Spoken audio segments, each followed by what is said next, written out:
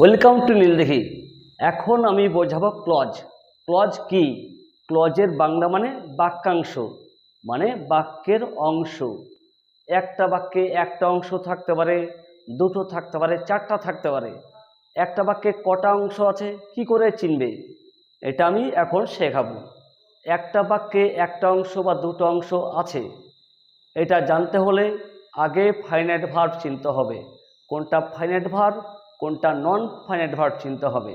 Finite verb এবং non finite verb আগের ভিডিওতে আমি বিস্তারিত আলোচনা করেছি, তোমরা দেখে নিও।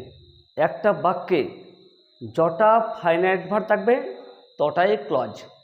কটা নন ফাইনাইট ভার্ব আছে এটা দেখব না, দেখব কটা ফাইনাইট ভার্ব আছে।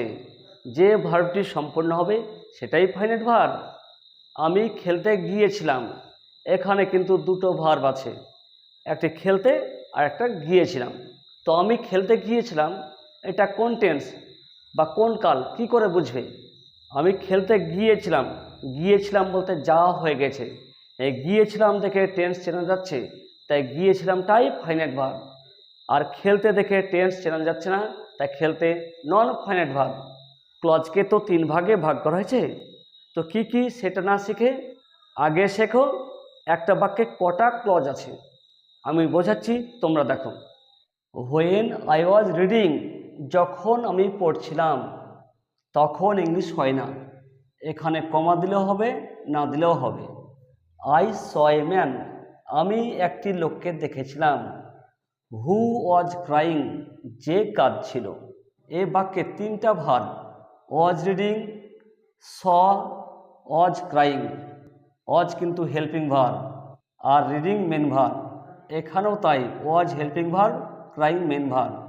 এখানে সটাই মেন ভার্ব। কি বলেছিলাম? যে ভার্ব দেখে টেন্স চিনতে পারবো সেটাই ফাইনাইট ভার্ব। যখন আমি পড়ছিলাম, আমি পড়ছিলাম কোন কাল? পড়ছিলাম বলতে পড়া হয়ে গেছে, অতীত, এটা টেন্স চেনা যাচ্ছে, তাই এটাও একটা ক্লজ। আমি দেখেছিলাম, দেখেছিলাম বলতে কি বোঝাচ্ছে? টেন্স কি বুঝতে পারছি? অবশ্যই টেন্স বোঝা যাচ্ছে, এটাও অতীতকাল। যে কাঁদছিল, কাঁদছিল বলতে কি বোঝাচ্ছে? কাঁদছিল বলতে অতীতকাল, এটাও টেন্স বোঝা যাচ্ছে। এখানে তিনটা ভার্বেই টেন্স চেনা যাচ্ছে, তাই তিনটা ক্লজ আছে। তাহলে এ বাক্যে তিনটে ক্লজ। কোনটি কোন ক্লজ আমি এটা পরে বিস্তারিত আলোচনা করব। Entering the room I saw a snake. Entering মানে প্রবেশ করিয়া, ঘরে প্রবেশ করিয়া আমি একটি সাপ দেখেছিলাম। ঘরে প্রবেশ করে আমি একটি সাপ দেখেছিলাম, এটা কোন কাল? ঢুকিয়া, এটা কোন টেন্স? এটা দেখে টেন্স চেনা যাচ্ছে না। ঘরে ঢুকিয়া আমি একটি সাপ দেখেছিলাম। দেখেছিলাম বলতে কোন কাল? দেখেছিলাম বলতে দেখা হয়ে গেছে, এটা অতীত।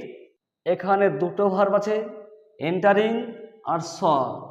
তাহলে কোন ভার্ব দেখে আমরা টেন্স চিনতে পারলাম? এই স দেখে। স মানে দেখেছিলাম, এটা অতীতকাল। আর এন্টারিং দেখে টেন্স চিনতে পারছি না, তাই এটা নন ফাইনাইট ভার্ব। তাহলে এ বাক্যে কোনটা ফাইনাইট ভার্ব? এই স। তাহলে এ বাক্যে কটা ফাইনাইট ভার্ব আছে? একটাই ফাইনাইট ভার্ব, তাই এখানে একটাই ক্লজ আছে। নন ফাইনাইট ভার্ব কটা আছে সেটা দেখা দরকার নেই, কটা ফাইনাইট ভার্ব আছে সেটাই দেখতে হবে। যদি একটা ফাইনাইট ভার্ব থাকে তাহলে একটাই ক্লজ, 10টা থাকলে 10টা ক্লজ। এবার ক্লজের প্রকারভেদ এবং কোনটি কোন ক্লজ কিভাবে চিনবে এটা আমি বিস্তারিত আলোচনা করছি। ক্লজকে তিন ভাগে ভাগ করা হয়েছে। 1 নম্বর প্রিন্সিপাল ক্লজ, প্রধান বাক্য। 2 সাবঅর্ডিনেট ক্লজ, অপ্রধান বাক্য। এই দুটো ক্লজ আমি বিস্তারিত আলোচনা করব। 3 কোঅর্ডিনেট ক্লজ, কোঅর্ডিনেট ক্লজ আমি পরে আলোচনা করব। প্রিন্সিপাল ক্লজ, যে ক্লজ অন্য কোনো ক্লজের উপর নির্ভরশীল না হয়ে নিজে নিজেই নির্ভরশীল হয় তাকে প্রিন্সিপাল ক্লজ বা মেন ক্লজ বা ইন্ডিপেন্ডেন্ট ক্লজ বলে। ইন্ডিপেন্ডেন্ট মানে স্বাধীন, ক্লজ বাক্য, স্বাধীন বাক্য। সাবঅর্ডিনেট ক্লজ, যে ক্লজ নিজে নিজে নির্ভরশীল না হয়ে প্রিন্সিপাল ক্লজের উপর নির্ভরশীল হয় তাকে সাবঅর্ডিনেট ক্লজ বা ডিপেন্ডেন্ট ক্লজ বলে। এবার এক্সাম্পল দেব কোনটা কোন clause. When I was going to market I saw him. যদি বলি যখন আমি স্কুল যাচ্ছিলাম, হা হা করে থেমে গেলাম, যদি থেমে যাই এটা কি সম্পূর্ণ হচ্ছে? একটা প্রশ্ন চলে আসছে। প্রশ্নটা কি?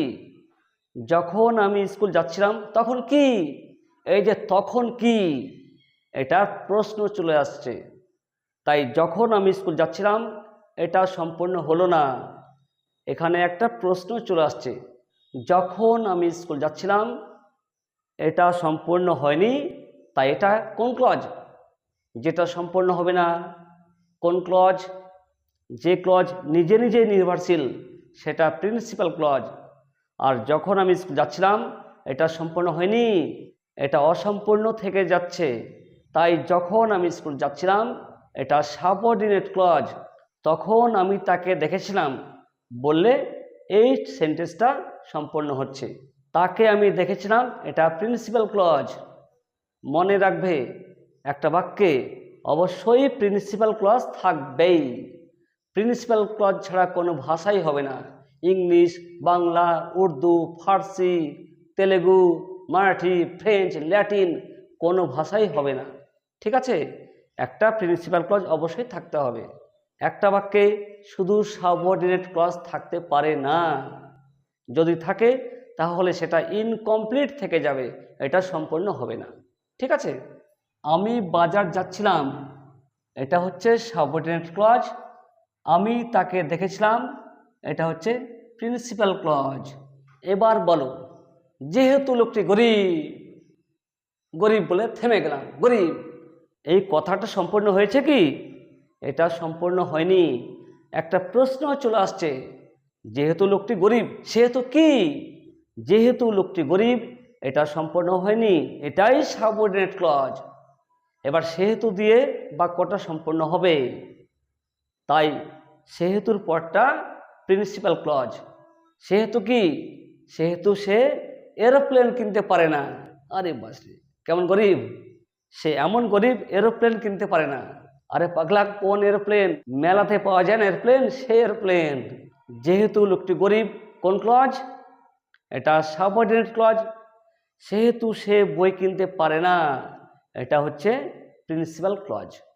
যদিও ছেলেটি খুব পড়াশোনা করেছিল তবুও সে পরীক্ষায় ফেল করেছিল। বলো কোনটা কোন ক্লজ? যদিও ছেলেটি পড়াশোনা করেছিল বলে থেমে গেলাম, এটা সম্পূর্ণ হয়েছে? এটা সম্পূর্ণ হয়নি। তাই যদিও ছেলেটি পড়াশোনা করেছিল এটা হচ্ছে কি? Subordinate clause. তবুও সে পরীক্ষায় ফেল করেছিল, এটা প্রিন্সিপাল ক্লজ। আশা করি তোমরা বলতে পারবে কোনটা কোন ক্লজ।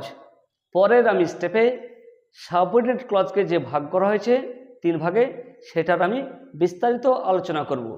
আর এগুলো কিন্তু মাধ্যমিকে পড়বেই। সাবঅর্ডিনেট ক্লজের যে ভাগ সেটা অবশ্যই পড়বে, আমি গ্যারান্টি দিতে পারি। হোমওয়ার্ক কোনটি কোন ক্লজ সেটা বলো। The boy could not play as he was ill, এ বাক্যে দুটো ক্লজ আছে, কোনটা কোন ক্লজ সেটা বলবে। Number 2, although he worked hard he failed in the examination, এখানেও সেম, কোনটি কোন ক্লজ সেটা বলবে। আশা করি ক্লজ সম্পর্কে অনেক ধারণা হয়েছে। যদি আরও বিস্তারিত জানতে চাও অবশ্যই কমেন্ট করে জানাবে। আর যদি ভিডিওটি ভালো লেগে থাকে অবশ্যই লাইক, কমেন্ট এবং সাবস্ক্রাইব করতে ভুলবেন না। আজ আর নয়, এখানে শেষ করছি। Have a nice day.